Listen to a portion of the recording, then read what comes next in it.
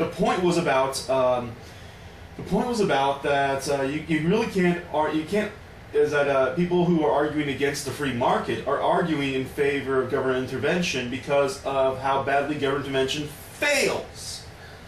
Which is a circle jerk of logic of epic Yes. proportions. We can't have the free market. We can't have a free market because government intervention fails. Right. And it's true.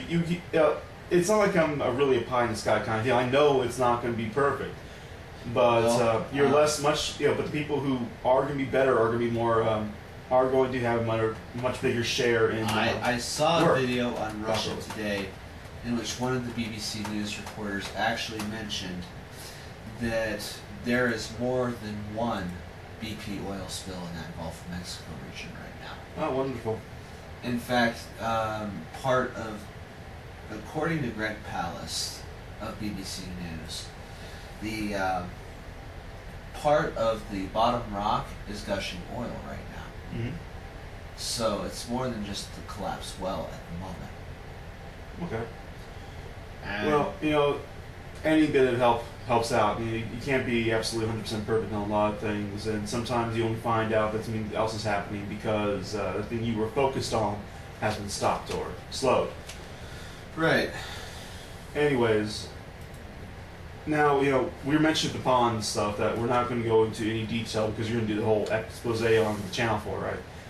Yeah. And it just reminded me that the Federal Reserve note is starting to be seen as for what it is, and different places are starting to try new things. Denmark being one of those examples. Well, actually, I was referring more to the mid-Michigan region, which is now allowing for competing currency. Wow. Yeah. Let's see here. New types of money are popping up across mid-Michigan, and supporters say it's not counterfeit, but rather competing currency.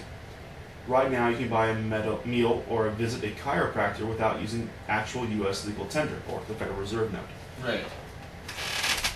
They sound like real money and look like real money, but you can't take them to the bank because they're not made at a government mint. Well, Right. are the Federal Reserve notes made at a government mint? No, not that I can think of. No. Well, I don't know enough to say otherwise. It's just, I think there probably they probably are making the coins at government mints. Right. And government-approved printing presses are being used to make the dollars. Right. But just because but all the current banks are all attached to the Federal Reserve Bank, basically, right? So of course they're not going to take any of the other money stuff. Anyways, they're made up private mints. I sell 3 or 4 every single day, and then I get 1 or 2 back a week, said Dave Gilley, owner of the Gilley's Coney Island restaurant in Genesee Township. Gilley also accepts silver, gold, copper, and other precious metals to pay for food. He said if he wanted to, he'd accept marbles. Which is excellent. This guy is actually showing, because money isn't sacrosanct. It's another market issue. Right, and the other thing is, if you're going to be talking about competing currencies, George Fertitle has mentioned that California is doing competing currencies right now heavily at this moment. Well, of course it makes a lot of sense considering how badly they're being used. Quite frankly, if I was ever to actually be part of government again, and it's always a possibility in the future, right? Right. Not that I really want to. I admit that there's a possibility that I might feel it necessary to join those gang thieves again for a short amount of time. But you ask me fully, if the Federal Reserve note is going to be considered legal tender, right? Right. At very least, I would say use it to pay whatever bills you are supposed to the government. Mm-hmm. But beyond that, why bother using it? Right. It's kind of worthless in many cases. Right. Do people have to accept dollars or money? No, they don't, Gilley said. They can accept anything they want, or they can refuse to accept anything. I'm actually thinking about charging people gold for my journalism. No, I'm not sure necessarily that'd be the best way to go for it. Silver might be easier, copper definitely. But the way we're setting up right now, it's more of a issue. You can donate here. You just haven't said the donation part yet. But if you want to have that for your future stuff, go ahead. Yeah. I am talking currently right now. But, Okay. But Gilly is absolutely right. The U.S. Treasury Department says the Coinage Act in 1965 said private businesses are free to develop their own policies on whether or not to accept cash, unless there's a state law which says otherwise. So apparently Michigan doesn't have a law that says you must only use this. Apparently in California they're ignoring it if they have it.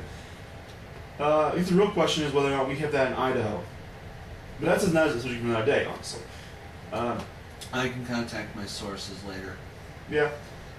This allows gas stations to say they don't accept $50 or $100 bills after a certain time of day in hopes of not getting robbed. A chiropractic office in Lapeer County's Deerfield Township allows creativity when it comes to payment.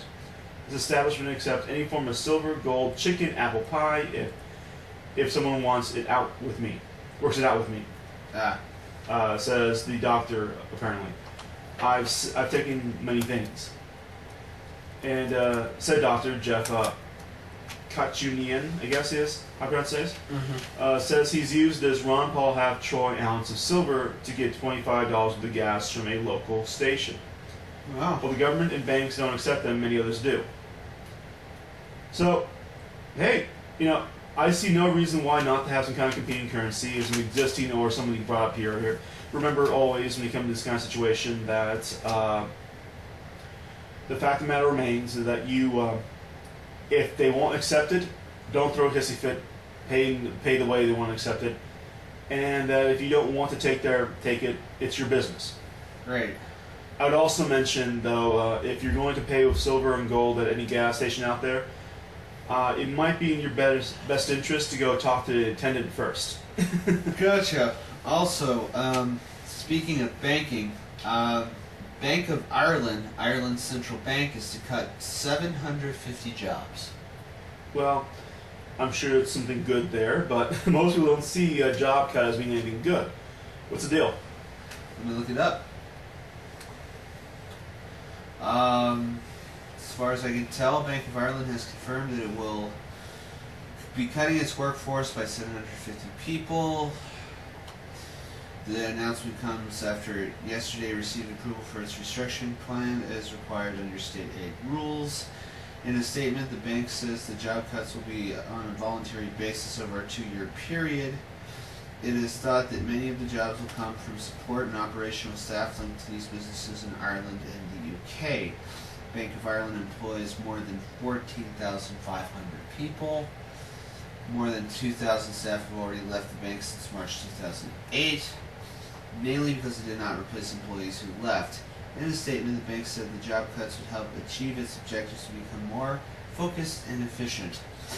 It also said the existing pay freeze will continue, but will be reviewed in April and December of next year. It said the process of consulting with staff and unions about these redundancies will begin immediately. Irish Bank Officials Association General Secretary Larry Roderick welcomed the recommendation by independent mediator Mark Oniton that the job cuts will be implemented on a voluntary basis. Oh, hold on a second here. So they're going to have a mediator, Yeah. not some kind of government official, but some kind of mediator, arbitrator going in there to basically mitigate what jobs have to be cut, what people have to be, well, maybe necessarily have to be let go. Hopefully with very good standards and get a job fairly quickly afterwards or make work somewhere else, right? Yes. So they're not going to ask government exactly how to do that? No, they're not. Apparently, from what I've read, nothing about government. So you're saying that in Ireland, Uh-huh. they are companies who act as if they actually own their company? Yeah. Excellent. I wish it was more like it here. Speaking of stuff like that, unless there's something else you want to mention on this subject. All I know is that there's a quote that says it is incumbent on senior management to learn the lessons from past mistakes in order to bring about fundamental change in the culture that is operated in Bank of Ireland and brought it to the brink of collapse. Oh, see, that's what happens, quite frankly. Yeah.